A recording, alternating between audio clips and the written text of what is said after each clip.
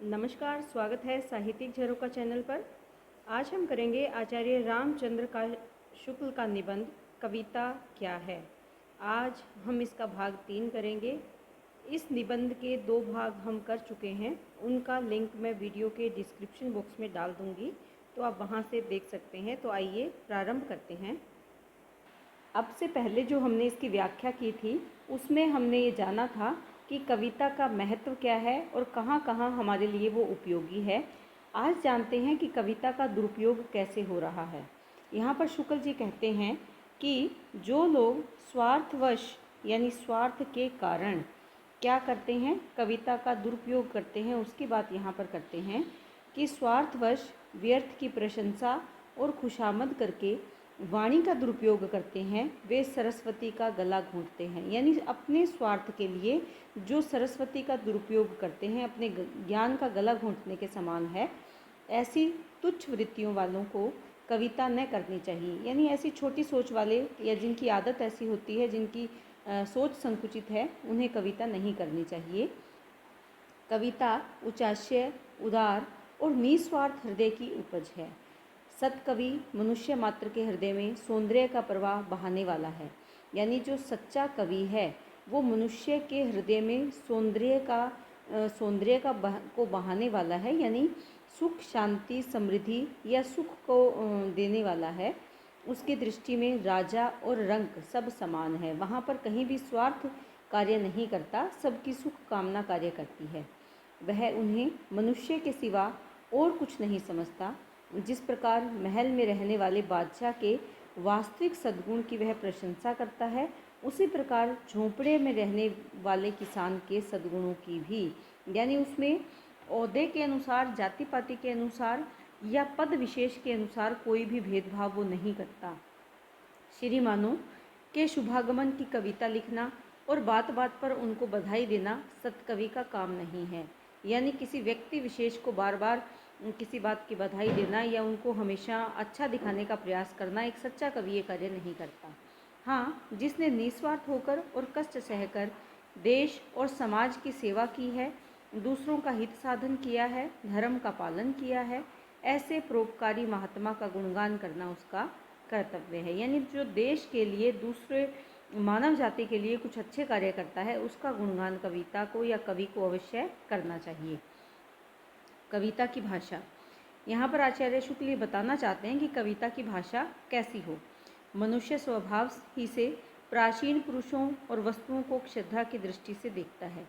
यानी जो हमारे प्राचीन बीते हुए समय के जो महापुरुष हैं और जो वस्तुएं हैं, उनके प्रति श्रद्धा का भाव है। पुराने शब्द हम लोगों को मालूम ही रहते हैं, इसी से कविता में कुछ न कुछ पुराने शब्द आ ही जाते हैं। यानी हमारी जो पुरानी परंपराएं हैं, जो शब्द की प्रयोग हम करते आ रहे हैं पुराने शब्दों को, उनको हम अपने काव्य में शामिल कर ही लेते हैं। क्यों? क्योंकि हम उन्हें पहले से जानते हैं। उनका थोड़ा बहुत बना रहना अच्छा भी है, यानी उनका प्रयोग करना कविता में अच्छा भी है। वे आधुनिक और पुरातन कविता के बीच संबंध सूत्रा का कार्य करते हैं। यानी प्राचीन और आधुनिकता को जोड़ने का काम कौन करते हैं? वही पुराने शब्द। हिंदी में राजते हैं, गहते हैं, लहते हैं, सरसाते हैं आदि प्रयोगों का खड़ी बोली तक की कविता में बना रहना कोई अचंभे की बात नहीं है। यानी ये प्राचीन शब्द हैं जो हमने हमारी प्राचीन समय से चली आ रही भाषा से लिए हैं। ये वो खड़ी बोली के शब्द हैं जो आज की हिंदी में भी हम इनका प्रयोग करते हैं। तो ये कोई अचंभे की बात नहीं है, ऐसा शुक्ल जी मानते हैं। आगे वो कहते हैं कि खड़ी बोली तक की कविता में बना रहना कोई अचंभे की बात नहीं है। अंग्रेज़ी कविता में भी ऐसे शब्दों का अभाव नहीं है जिनका व्यवहार बहुत पुराने ज़माने से कविता में होता आया है। मेन, स्विन आदि ऐसे शब्द हैं, अंग्रेज़ी कविता समझने के लिए इनसे परिचित होना पड़ता है, पर ऐसे शब्द बहुत थोड़े आने चाहिए, वे भी ऐसे जो भद्दे और गंवारू न हो। यानी हम प्राचीन चली आ रही भाषा के शब्दों को तो इस्तेमाल कर सकते हैं, लेकिन वो शब्द कैसे हैं? बहुत ज़्यादा ना हो, भद्दे नहीं होने चाहिए और गंवारूपन का प्रदर्शन उसके माध्यम से न हो। खड़ी बोली में संयुक्त क्रियाएं बहुत लंबी होती हैं, जैसे लाभ करते हैं, प्रकाश करते हैं आदि। कविता में इनके स्थान पर लहते हैं, प्रकाशते हैं कर देने से कोई हानि नहीं है। पर यह बात इस तरह के सभी शब्दों के लिए भी ठीक नहीं हो सकती। कविता में कही गई बात चित्र रूप में हमारे सामने आती है, यानी हम जब कविता को पढ़ते हैं या सुनते हैं तो उसके भाव हमारे मन में चित्र के रूप में उपस्थित हो जाते हैं, संकेत रूप में नहीं। अतः उसमें गोचर रूपों का ही विधान अधिकतर होता है। गोचर यानी जिनको हम देख पाएँ, जिनको हम अनुभव कर पाएँ, हमारे मानस पटल पर जिनकी छवि उभर पाए। वह ऐसे ही व्यापारों को लेते हैं जो संसार में सबसे अधिक मनुष्यों को सबसे अधिक दिखाई पड़ते हैं, यानी ऐसे शब्दों का प्रयोग करते हैं जिन शब्दों से ज़्यादातर जो लोग हैं वो जुड़े रहें। उसमें प्रत्यक्ष और स्वभाव सिद्धि व्यापक सूचक शब्दों की संख्या अधिक रहती है। समय बीता जाता है, कहने की अपेक्षा समय भागा जाता है। कहना अधिक काव्य संगत है, यानी कविता क्या है, शब्दों की सुंदरता को से ही कविता को गढ़ा जाता है। किसी काम से हाथ खींचना, किसी का रुपया खा जाना, कोई बात पी जाना, दिन ढलना या डूबना, मन मारना, मन छूना, शोभा बरसना आदि ऐसे ही कवि समय सिद्ध वाक्य हैं जो बोलचाल में आ जाते हैं। नीचे कुछ पद्य उदाहरण स्वरूप दिए गए हैं। यहाँ पर वो क्या बताना चाहते हैं कि धान्य भूमि वन पंथ पहारा, ये वो कविताएं हैं जो कवियों ने इन शब्दों के माध्यम से अपने काव्य का निर्माण किया है या काव्य की रचना की है। यहाँ तुलसीदास की बात कर रहे हैं। धान्य भूमि वन पंथ पहारा, जह जह नाथ पाऊँ तुम धारा। नाथ कौन है, यहाँ श्री राम के लिए बात कर रहे हैं कि धन्य भूमि है और वो मार्ग धन्य है जहाँ जहाँ तुम्हारे पाँव चरणों ने उसे छुआ है। मनहूँ उमंगी अंग अंग छवि छलके, ये भी तुलसीदास की है। चुनरी चारू चुई सी परी, चटकीली करी अंगिया ललचावे। बिथनी में ब्रज में, नवेलिन में बेलिन में, बनन में बागन में, बगरो बसंत है। ये पद्माकर की पंक्तियां हैं। रंग रंग रागन पे, संग की परागन पे, वृंदावन बागन पे, वसंत वर्षों परे। तो यहाँ पर जो शब्द रचना है, इन वाक्यों की जो संरचना जिन शब्दों के माध्यम से की गई है वो क्या है, कवि हृदय को आकर्षित करने वाले हैं, यानी कवि के जो भाव इन शब्दों के माध्यम से अभिव्यक्त किए हैं वो सामान्य जन को अपने से जोड़ने वाले हैं। बहुत से ऐसे शब्द हैं जिनसे एक ही का नहीं किंतु कई क्रियाओं का एक ही साथ बोध होता है। ऐसे शब्दों को हम मिश्र संकेत कह सकते हैं। किसी ने कहा वाह वहाँ बड़ा अत्याचार हो रहा है। इस अत्याचार शब्द के अंतर्गत कई बातें आ जाती हैं, जैसे मारना, पीटना, डांटना, झपटना, डपटना, लूटना, पाटना इत्यादि। बहुत से ऐसे कार्य व्यापार हैं जो इसमें आ जाते हैं। अतः अत्याचार शब्द के सुनने से उन सब व्यापारों का मिला जुला अस्पष्ट भाव अंतःकरण में आता है। कल्पना में किसी एक व्यापार का स्पष्ट चित्र अंकित नहीं होता, यानी ये सभी बातें एक साथ आ जाती है जब हम अत्याचार शब्द का प्रयोग करते हैं।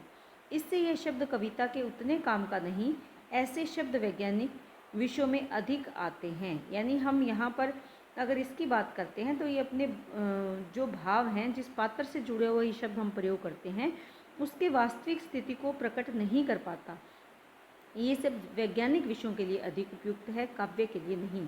उनमें से कुछ शब्द तो एक विलक्षण ही अर्थ देते हैं और परिभाषिक कहलाते हैं, यानी कुछ शब्द ऐसे हैं जो परिभाषिक शब्द कहलाते हैं। क्यों? क्योंकि वो अपने आप में विशेष अर्थ को प्रकट करते हैं। विज्ञानवेत्ता को किसी बात की सत्यता या असत्यता के निर्णय की जल्दी रहती है, इससे वह कई बातों को एक मानकर अपना काम चलाता है। यानी जो विज्ञान से जुड़ा हुआ व्यक्ति है, जो विषय विशेष से जुड़ा हुआ व्यक्ति है, उसे जल्दी रहती है अपनी बात को स्पष्ट करने के लिए, इसीलिए वो ऐसे शब्दों का प्रयोग करते हैं। इससे वह कई बातों को एक मानकर अपना काम चलाता है, प्रत्येक काम को अलग अलग दृष्टि से नहीं देखता। यही कारण है जो वह ऐसे शब्द अधिक व्यवहार करता है जिससे कई क्रियाओं से घटित एक ही भाव का अर्थ निकलता है। परंतु कविता प्राकृतिक व्यापारों को कल्पना द्वारा प्रत्यक्ष कराती है, मानव हृदय पर अंकित करती है। अतएव पूर्वोक्त प्रकार के शब्द अधिक लाने से कविता के प्रसाद गुण की हानि होती है। यानी हमें ऐसे शब्दों का प्रयोग नहीं करना चाहिए जो अपने में बहुत सारे शब्दों या अर्थों को समेटे हो और व्यक्त किए गए भाव हृदय पर अच्छी तरह अंकित नहीं होते। बात यह है कि मानवीय कल्पना इतनी प्रशस्त नहीं कि एक ही बार में कई व्यापार उसके द्वारा हृदय पर स्पष्ट रीति से खंचित हो जाएं। यानी मानव का हृदय ऐसा नहीं है कि एक ही साथ कई सारे भावों की जो रेखा है वो खिंच जाए। यदि कोई ऐसा शब्द प्रयोग में लाया गया जो कई संयुक्त व्यापारों का बोधक है, तो संभव है कल्पना शक्ति किसी एक व्यापार को भी न ग्रहण कर सके। अतः तदंतर कोई ऐसा व्यापार ग्रहण करें जो रागात्मिका प्रकृति का उद्दीपक न हो। तात्पर्य यह है कि परिभाषिक शब्दों का प्रयोग तथा ऐसे शब्दों का समावेश जो कहीं संयुक्त व्यापारों की सूचना देते हैं, कविता में वांछित नहीं है। यानी ऐसे शब्दों का हमें कविता में प्रयोग नहीं करना चाहिए। किसी ने प्रेम फौजदारी नाम की श्रृंगार रस विशिष्ट एक छोटी सी कविता अदालती कार्रवाइयों पर घटाकर लिखी है और उसे एक तरफा डिग्री आदि कानूनी शब्दों से भर दिया है। यह उचित नहीं। कविता का उद्देश्य इसके विपरीत व्यवहार से सिद्ध होता है। जब कोई कवि किसी दार्शनिक सिद्धांत को अधिक प्रभावोत्पादक बनाकर उसे लोगों के चित्त पर अंकित करना चाहता है, तब वह जटिल और परिभाषिक शब्दों को निकालकर उसे अधिक प्रत्यक्ष और मर्मस्पर्शी बना देता है। यानी कवि क्या करता है, परिभाषिक शब्दों को मर्म को छूने वाला बना देता है, परिभाषा के बंधन से उसे बाहर निकाल देता है। इसमें भर्तृहरि है, कबीर है, गोस्वामी तुलसीदास आदि इस बात में बहुत निपुण थे। भर्तृहरि का एक श्लोक यहाँ उदाहरण के रूप में दिया गया है, ये आप एक बार देख लेना। तृषाशु सस्यता से पिबती सलीलम सवादु सुरभि शुद्धता सद्वल छालीन कवल्यंती शाकादिवल्ली तानम प्रदीप्ते रागानो सुदृढ़ता रमाश्लिष्यति वधुम प्रतिकारो व्याधो सुखमिति विप्रियस्यति जन है। ये एक बार देख लेना, ये संस्कृत में, और मुझे लगता नहीं कि मेरी संस्कृत बहुत ज़्यादा अच्छी है। इसका भाव क्या है कि प्यासे होने पर स्वादिष्ट और सुगंधित जलपान, भूखे होने पर शाक आदि के साथ चावलों का भोजन, और हृदय में अनुराग की अग्नि के प्रज्वलित होने पर प्रियतमा का आलिंगन करने वाले मनुष्य विलक्षण मूर्ख हैं, क्योंकि प्यास आदि व्याधियों की शांति के लिए जलपान आदि प्रतिकारों ही को वे सुख समझते हैं। वे नहीं जानते कि उनका यह उपचार बिल्कुल ही उल्टा है। यानी यहाँ पर क्या कहते हैं कि मान लो जिसको प्यास लगी है वो बहुत ज़्यादा सुगंधित पदार्थों का जलपान करता है, जो भूखे हैं वो कई प्रकार के भोजन को ग्रहण करता है, या जिसके मन में प्रेम की अग्नि है वो प्रियतमा का आलिंगन करके ही उसे बुझाना चाहता है या उसे नष्ट करना चाहता है। तो ये मानते हैं कि ये उचित नहीं है, ये विपरीत है। देखिए यहाँ पर कवि ने कैसे स्वाभाविक व्यापारों के चित्रण द्वारा मनुष्य की सुख दुख विषयक बुद्धि की भ्रामकता दिखाई है। यानी कैसे सुख दुख में जो मनुष्य की बुद्धि है वो भ्रामक हो जाती है, वो यहाँ पर दिखाने का प्रयास इन्होंने किया है। अभी के लिए इतना ही, क्योंकि ये काफ़ी लंबा निबंध है। बचा हुआ जो निबंध है वो हम अगले पार्ट में करेंगे। तो उम्मीद करती हूँ कि निबंध बहुत अच्छे से आप समझ पा रहे हैं, जिसमें कविता के बारे में यहाँ आचार्य शुक्ल जी बताना चाहते हैं। बहुत बहुत धन्यवाद।